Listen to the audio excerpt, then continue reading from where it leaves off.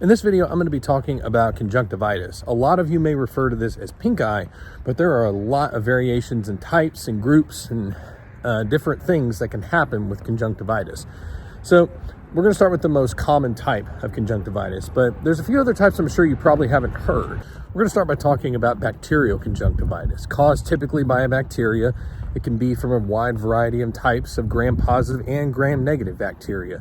This can range from Staphylococcus to Streptococcus to Pseudomonas to all different types of bacteria that can make a nasty mess on the cornea. So what do I mean by nasty mess?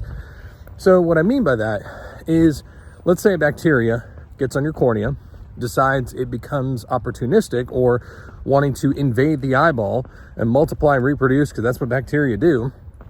And it goes through several corneal layers, which can erode the epithelium, leaving what's called a corneal ulcer, because a corneal ulcer is what happens whenever you have a missing section of epithelium in the cornea, plus subepithelial infiltrates, also known as white blood cells, that are put there by your body and directed there to clear up an infection. Bacterial conjunctivitis happens pretty rapidly, usually within a couple of days onset, and can be noted by a red eye, pain, blurry vision, light sensitivity, all different types of symptoms that happen pretty quickly. And it usually sticks to one eye unless you literally touch the eye or anywhere around the infected eye and share the love with the other eye, which you can have it in both eyes at that rate. But usually what happens is when the bacteria latches on, it typically starts in just one eyeball. Normal course of treatment for bacterial conjunctivitis is typically some topical antibiotics. By that, we usually mean eye drops, antibiotic eye drops, or it could be that you might need oral antibiotics if it goes into other areas like the eyelid, the skin, or if it decides to invade deeper into your eye, you might need oral antibiotics plus eye drop antibiotics. And in very, very rare cases, it can lead to pretty severe infections that might require IV antibiotics, honestly, which by that point you would be admitted into the hospital and different things like that. But usually they're caught early enough and people pick up on symptoms early enough. This is why it's a good idea, if you wear contact lenses and you happen to get bacterial conjunctivitis or pink eye or anything like that, that you don't typically wear your contact lenses while you're being treated for this, that you actually wear your glasses to give your eyes a chance to heal, regenerate, restore, and clear out the infection while using the antibiotics. What about viral conjunctivitis or viral pink eye caused by a virus? This can include a wide variety of viruses, such as COVID-19, the flu, RSV, all different types of viruses that can infect both eyes. And they usually like to infect both eyes. And you keep hearing me say conjunctivitis. There is a connective tissue underneath your eyelids called the conjunctiva that is a very strong and a very dense connective tissue. And it usually prevents a lot of things and a lot of infections, scrapes, everything from getting infected and going deeper into the eyeball, basically. But sometimes when the conjunctiva is compromised, that's what can lead to what we call conjunctivitis. So going back to viral conjunctivitis, typically this happens in both eyes, usually at the simultaneously same time, because viruses are super contagious and they spread very rapidly. And they hijack certain cells to multiply and reproduce viral particles to spread to other nearby adjacent cells. And usually this can happen within a few days to a few weeks. And depending on if you've had a recent respiratory infection, chest infection, sinus congestion infection, anything like that, usually what happens is that the virus can make its way up from the chest or anywhere else in the body and go up to the eyes and infect the eyes potentially. Not always, but potentially it can do that. And if you do in fact get diagnosed with viral conjunctivitis, a lot of the time most viruses don't have any current treatment available. However, if your doctor can confirm that you may have a derivative herpes simplex virus, or HSV1 basically, or potentially 2, there are certain antiviral eye drops that can work to remove the viral side effects, because those viruses of the herpes simplex family can get very nasty very quickly.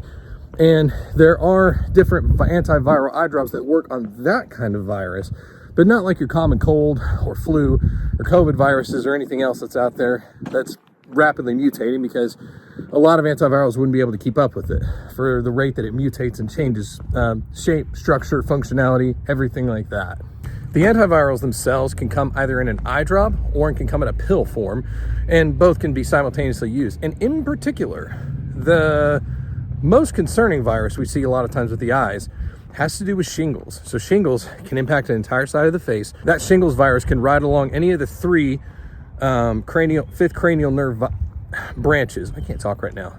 So you can have the ophthalmic branch, you can have the maxillary branch, or you can have the submandibular branch that shingles can reactivate on. And it's important to get on an oral antibiotic for sure as quickly as possible if that were to be diagnosed, because if it goes deep enough into your eye, it can cause blindness. And what kind of virus does shingles originate from? Typically it originates from the varicella virus, which is chickenpox.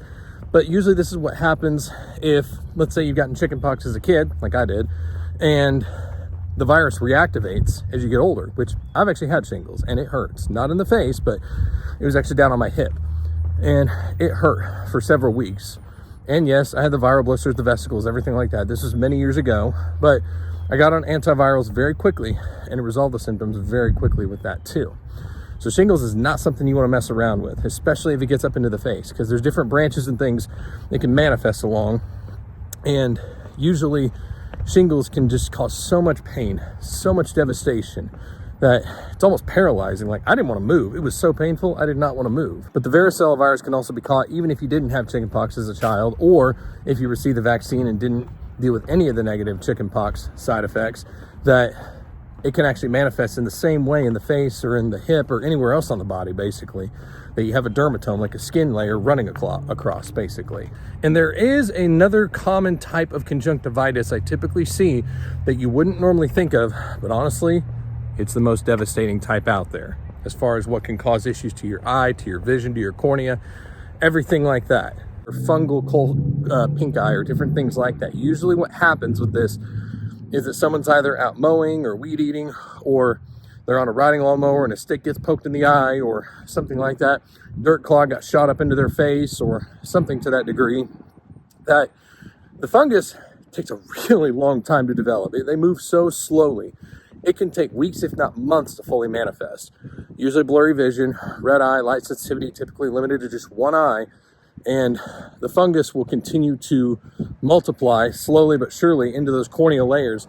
It often has a feathery-like appearance in the cornea, but it will agitate the conjunctiva, or the connective tissue, around the inside of the eyelids to make it just a big old mess that is going to require heavy levels of antifungal eye drops, possibly antifungal oral medications, maybe even corneal surgery. It's extremely devastating, and if you sense something's wrong with that or feel something's wrong with your eyes and vision, you need to contact your local eye care professional. And there are different variations and types and styles of conjunctivitis, but those are the three big ones: bacterial, viral, and fungal, which can make a mess of other areas of the eyes, but typically they go after the cornea or the conjunctiva first, because those are the first layers of defense whenever it comes to your eyes being protected from infection. If you like this video, give it a thumbs up, subscribe to the channel, and tap the bell for notifications and to learn more about your eyes. I'm Dr. Bryce Heffington. We'll see you next time.